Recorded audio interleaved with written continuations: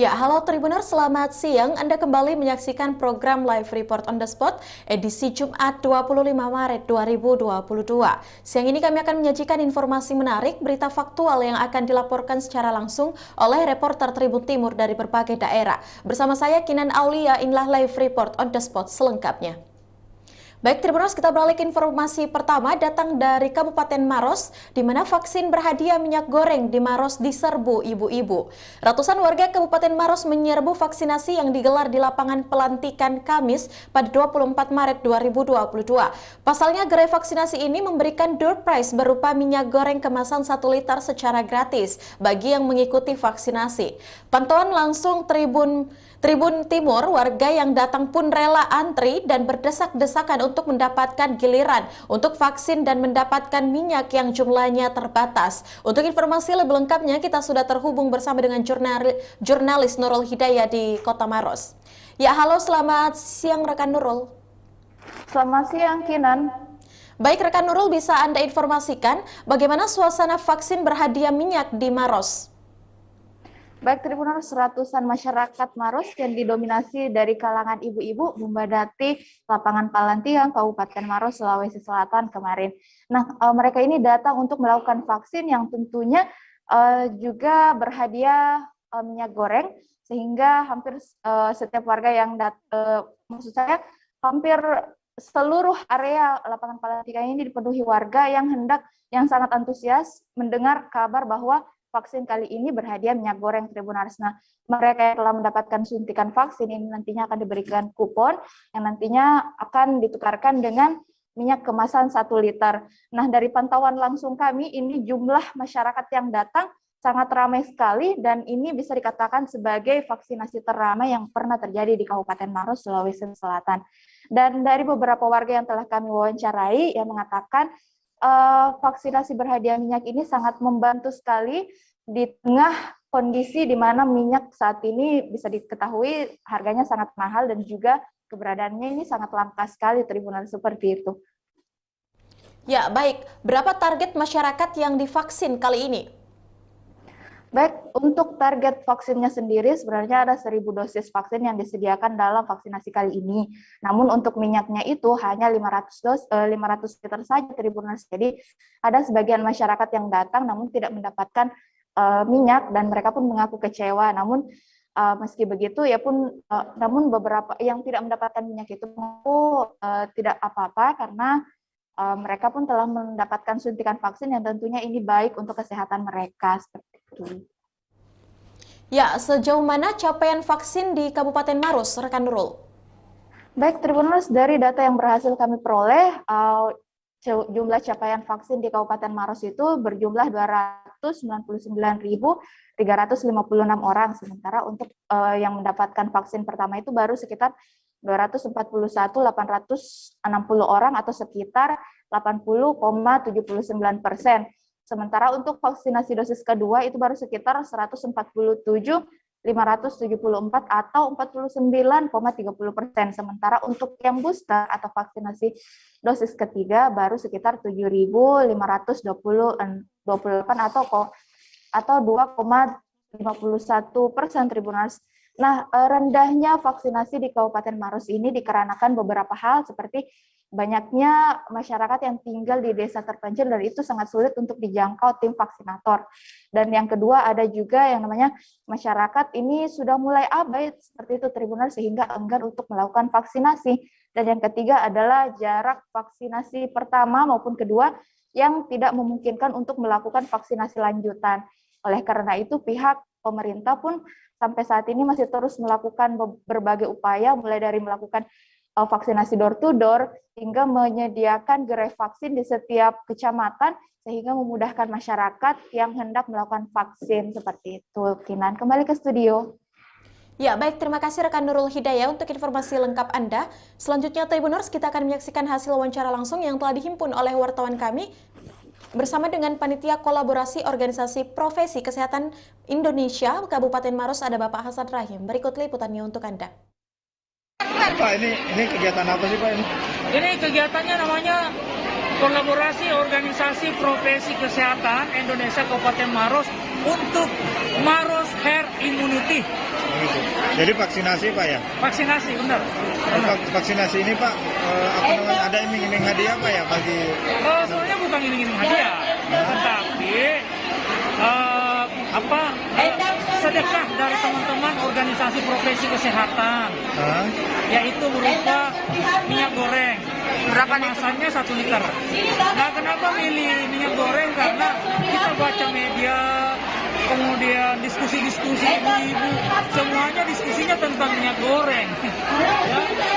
Sehingga kita coba bikin kegiatan seperti ini, dan ternyata luar biasa efeknya. Ya. Terutama untuk dosis 2, dosis 3.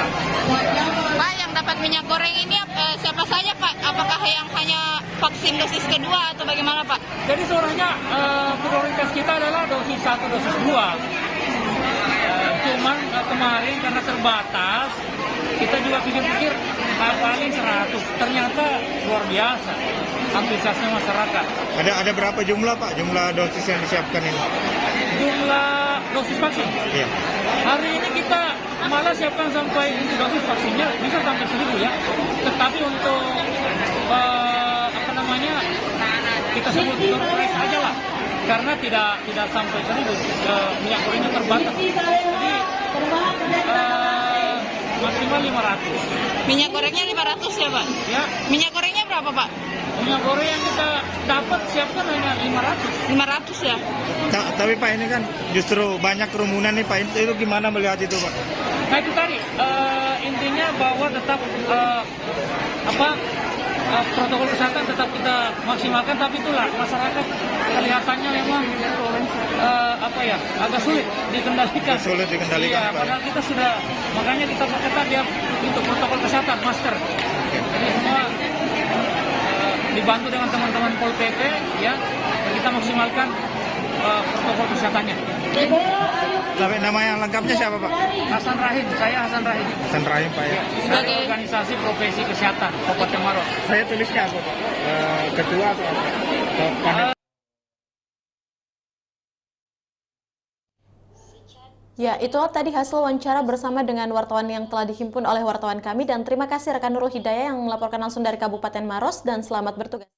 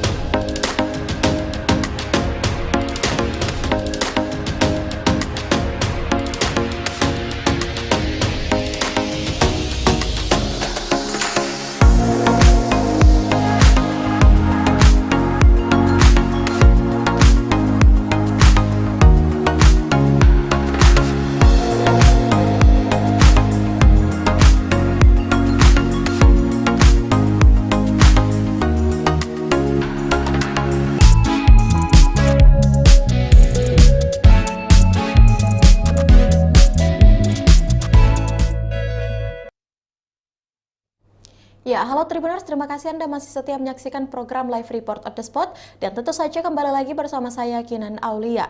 Informasi berikutnya datang dari Kota Makassar, di mana Musrenbang pemerintah kota siapkan program menuju 2023. Pemerintah Kota Makassar melakukan musyawarah perencanaan pembangunan atau Musrenbang, di mana rencana kerja Kepala Daerah RKPD Makassar tahun 2023. Kegiatan berlangsung di Hotel Claro Makassar, Jalan Adi Petarani. Acara dihadiri oleh seluruh SKPD Pemerintah Kota Makassar dan jajaran Forkompida Makassar. Musrenbang dibuka langsung oleh Kepala Badan Perencanaan Pembangunan dan Penelitian Daerah Bapelit Bangda, Sulawesi Selatan Andi Darmawan Bintang. Pembahasan dalam Musrenbang RKPD ini adalah menyepakati program kegiatan pagi indikatif, indikator, dan target kinerja serta lokasi kegiatan. Untuk informasi lebih lengkapnya kita sudah terhubung bersama dengan jurnalis Siti Aminah di Kota Makassar. Halo, selamat siang rekan Ami.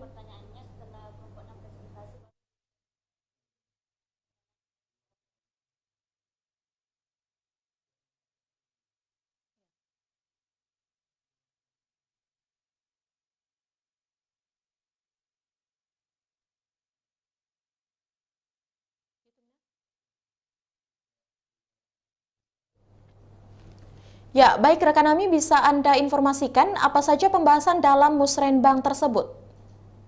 Baik, Kinan dan Tribuners, dapat saya sampaikan bahwa pemerintah Kota Makassar telah melakukan musyawarah perencanaan pembangunan atau Musrenbang pagi tadi di Hotel Claro, Jalan APP Tarani, Kota Makassar, Sulawesi Selatan. Nah, tadi ada banyak sekali pembahasan dalam Musrenbang tersebut, di mana pada umumnya Musrenbang tersebut membahas terkait atau menyepakati terkait program-program yang akan dilakukan, kemudian kegiatan apa yang akan dilaksanakan pada tahun 2023, kemudian berapa pagu yang disiapkan oleh pemerintah Kota Makassar, dan indikator serta target kinerja dan juga lokasi kegiatan pada program-program yang akan dijalankan pada tahun 2023 mendatang. Nah, Musrenbang tersebut merupakan hasil dari musyawarah tentunya dari 15 kecamatan dan juga 153 kelurahan yang ada di Kota Makassar. Nah, hasilnya ada 2.561 usulan yang dihimpun dari Bapeda atau Badan Perencanaan Pembangunan Daerah untuk kegiatan yang akan dimasukkan dalam program-program pada tahun 2023 mendatang. Dan dari 2.561 usulan tersebut, ada 1.611 usulan yang difokuskan pada kegiatan di kecamatan. Dan untuk OPD terbanyak yang mungkin mendapat usulan program yang akan dijalankan di tahun 2023 adalah Dinas Pekerjaan Umum dan juga Dinas Perhubungan. Misalnya Dinas PU untuk pekerjaan infrastruktur, jalan, kemudian pembangunan atau gedung pemerintahan, kemudian terkait drainase dan juga infrastruktur lainnya yang mendesak di pemerintah Kota Makassar. Sementara OPD lainnya yang juga mendapat usulan banyak dari masyarakat dari hasil Musrenbang di kelurahan maupun kecamatan adalah Dinas Perhubungan, yakni terkait lampu-lampu jalan yang mungkin meresahkan banyak masyarakat yang butuh difasilitasi langsung oleh pemerintah kota. Baik, Kinan. Ya, apa-apa saja target atau program yang diproyeksi pada 2023 mendatang khususnya?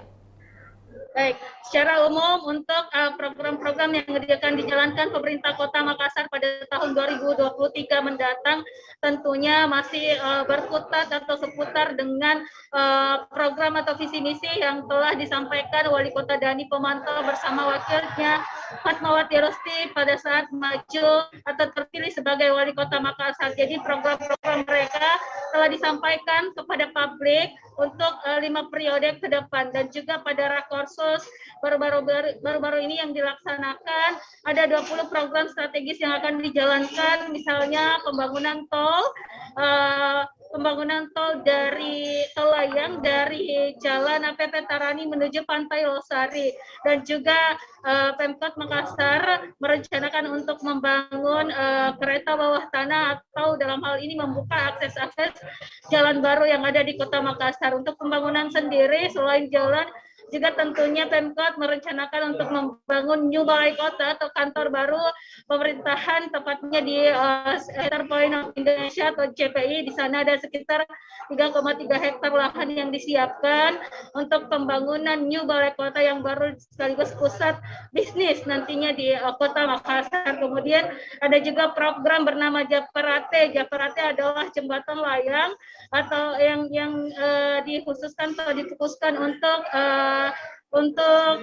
pejalan kaki atau pedestrian. Kemudian ada juga program lainnya seperti Tetere, kemudian ada Cokmo atau transportasi minibus yang akan disiapkan oleh Dinas Perhubungan, dan juga ada rencana untuk membangun bundaran di BTP yang nantinya akan dibuatkan patung-patung para presiden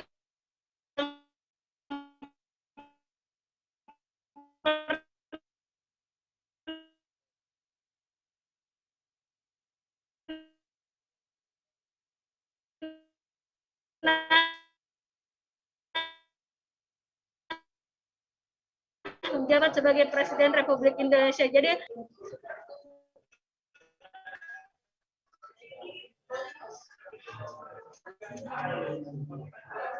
Kinan? Ya, baik. Bagaimana dengan anggarannya, rekan Ami?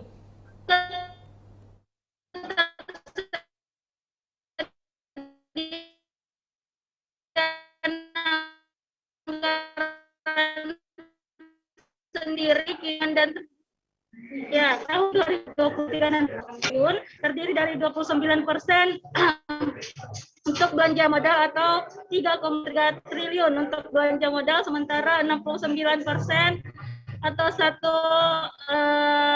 triliun lebih untuk belanja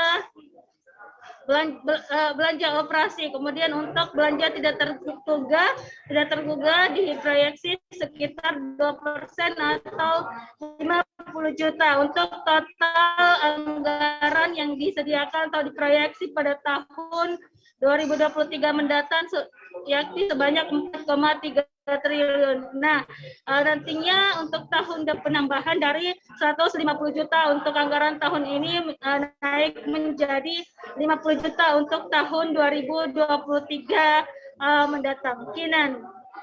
Ya, baik, rekan Siti Aminah, untuk informasi lengkap Anda. Selanjutnya Tribuners, kita akan menyaksikan hasil wawancara langsung yang telah dihimpun oleh wartawan kami bersama dengan Kepala Bapeda Kota Makassar, ada Bapak Helmi Budiman. Berikut liputannya untuk Anda. Usulan yang terbesar itu yang akan dikerja oleh 1.611 usulan. Untuk Pokir sendiri ada 715 usulan untuk tahun 2023. Dominan itu usulan itu seperti apa, Pak? Apakah pembangunan infrastruktur atau seperti apa? Ya, jadi usulan ini tahun ini kita mengambil kebijakan yang cukup berubah daripada tahun kemarin, di mana tahun ini kita membagi usulan itu menjadi dua. Pertama untuk usulan dana sektoral, dan yang kedua dana sektoral itu dikerja oleh SKPD masing-masing sesuai dengan kewenangannya dan tanggung jawabnya. Yang kedua usulan berkaitan dengan dana kelurahan. Kenapa kita membagi dua? Karena kalau yang namanya dana kelurahan bisa dirasakan manfaatnya langsung oleh masyarakat dan bisa dikerjakan langsung oleh masyarakat. Dengan dana kelurahan ini kita harapkan dia menjadi kebangkitan kita untuk berkaitan dengan ekonomi di tahun 2023, karena kita sudah tahu kita kan sudah bersiap untuk masuk dalam masa endemi nantinya. Kami sudah paparkan tadi ada beberapa isu-isu yang kami tangkap berkaitan dengan RKPD kita. Ada 4 isu berkaitan dengan produktivitas, berkaitan dengan kesejahteraan, berkaitan dengan transformasi digital, yaitu kemarin dia masuk di dalamnya, dan yang terakhir dengan penyediaan infrastruktur yang inklusif pastinya. Proyeknya dana kelurahan untuk tahun depan berdasarkan usulannya. Iya, dana kelurahan kita sudah memproyeksikan kita membagi 400 juta. Tetapi setelah kita melihat dengan kondisi 400 juta memang tidak bisa memenuhi semua. Akhirnya kita putuskan kemarin untuk dana kelurahan kita akan tambah alokasinya, karena banyak dari usulan-usulan itu lebih banyak memang masuk ke dalam pembangunan dan pemberdayaan. Orang-orang di kelurahan sudah paham betul kalau dia butuh jalan dan infrastruktur lainnya, mereka lebih banyak ke sana. Tapi ada beberapa kelurahan yang memang betul-betul murni untuk pemberdayaan. Tetapi yang terlupa, karena kita masih masuk dalam masa endemi nantinya, ada beberapa antisipasi yang kita lakukan berkaitan dengan penyakit, utamanya kita menangkap kemarin untuk TB, karena kita ternyata termasuk Indonesia termasuk peringkat nomor dunia yang paling banyak kasus, nomor 2 dunia Ya, itulah tadi hasil wawancara yang telah dihimpun oleh wartawan kami dan terima kasih rekan Siti Aminah yang melaporkan langsung dari Kota Makassar dan selamat bertugas kembali. Baik, Tribuners, kita beralih ke informasi berikutnya. Jangan kemana-mana, kita akan kembali seusai jeda berikut.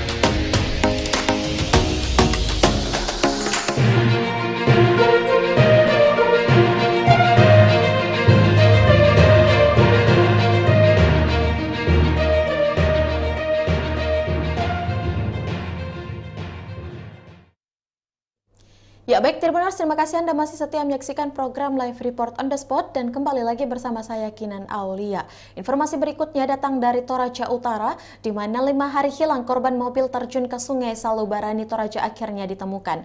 Korban terakhir mobil Innova yang terjun ke sungai Mata Alo, Salubarani, Tanah Toraja akhirnya ditemukan pada Kamis 24 Maret 2022. Korban yang bernama Ahmad Tabiti Caca 61 tahun ditemukan tersangkut di batu sungai dalam kondisi meninggal dunia. Untuk informasi lebih lengkapnya kita sudah terhubung bersama dengan Tommy Pasero di Toraja Utara. Halo, selamat siang rekan Tommy. Selamat siang Kinan. Baik, bisa Anda informasikan siapa yang pertama kali menemukan jasad korban? Baik, jadi sebelumnya setelah 5 hari pencarian atau setelah 5 hari hilang, satu korban atau korban terakhir dalam kejadian laka lantas mobil terjun ke sungai di Sungai Matalo, Kelurahan Salubarani, Kecamatan Gandang Batu Silanung, Kabupaten Tanah Toraja akhirnya ditemukan. Jadi Kinan dan Tribuners, jasad korban ini yang bernama Amata Bitikaka ditemukan pertama kali oleh warga setempat. Memang kebetulan warga tersebut juga sedang melakukan pencarian. Warga tersebut yang belum kami ketahui identitasnya saat menemukan jasad korban langsung melaporkan ke pihak atau petugas gabungan yang juga sedang melakukan pencarian di lokasi tersebut. Seperti itu, Kinan. Ya, bisa Anda informasikan juga bagaimana proses evakuasi dan kronologi terhadap jasad korban? Baik, jadi titik korban ditemukan berjarak sekitar 5 km dari titik nol atau lokasi kejadian mobil terjun ke sungai. Proses evakuasi ini atau proses evakuasi korban berlangsung dramatis, di mana petugas atau tim gabungan terkendala karena arus sungai yang sangat deras. Belum lagi jasad korban yang ditemukan tersangkut di bawah dasar batu sungai. Korban sendiri ditemukan sekitar pukul 10.55 WITA dan berhasil dievakuasi pada pukul 12.00 WITA. Seperti itu, Kinan. Ya, bisa Anda informasikan lagi bagaimana kronologi mobil bisa terjun ke sungai tersebut? Baik, jadi laka lantas mobil minibus terjun ke sungai ini terjadi pada Minggu 20 Maret lalu. Mobil tersebut mengangkut 7 orang penumpang termasuk sopir. Sekitar pukul 04.00 WITA pada waktu kejadian, mobil diduga hilang kendali dan terjun ke sungai. Dalam peristiwa tersebut, satu korban bernama Devi Rantai Balik ditemukan meninggal dunia karena terjebak di dalam mobil. Kemudian satu korban yang sudah ditemukan kemarin yakni BTKK saat itu dinyatakan hilang. Sementara 5 dari 7 penumpang berhasil selamat. Mereka yang selamat langsung dibawa ke RSUD Laki Padada Tanah Toraja untuk menjalani perawatan. Perlu kami informasikan juga bahwa korban meninggal dunia yang pertama kali ditemukan pada Kamis 24 Maret kemarin telah dikuburkan. Sementara korban terakhir yang juga telah ditemukan kemarin, informasi yang kami peroleh akan dikuburkan pada Sabtu 26 Maret 2002 besok. Seperti itu, Kinan.